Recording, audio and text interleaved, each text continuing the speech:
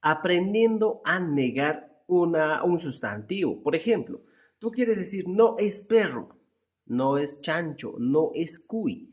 ¿Y cómo yo niego esta expresión? Porque normalmente si yo quiero decir vaca sería huaca, una expresión afirmativa. Y si quiero decir no es vaca, simplemente tengo que agregar dos recursos. Mana antes del sustantivo y el chu unido como mana, huaca, chu.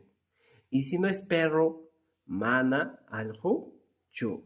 Y si no es rata, mana, hukucha, chu.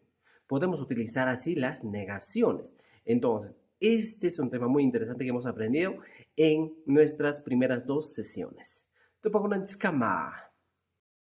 Aprendiendo a negar un sustantivo. Por ejemplo, tú quieres decir no es perro, no es chancho, no es cuy. ¿Y cómo yo niego esta expresión? Porque normalmente si yo quiero decir vaca sería huaca, una expresión afirmativa. Y si quiero decir no es vaca, simplemente tengo que agregar dos recursos. Mana antes del sustantivo y el chu unido como mana, huaca, chu.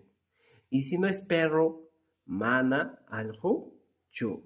Y si no es rata, mana, hukucha, chu. Podemos utilizar así las negaciones. Entonces, este es un tema muy interesante que hemos aprendido en nuestras primeras dos sesiones.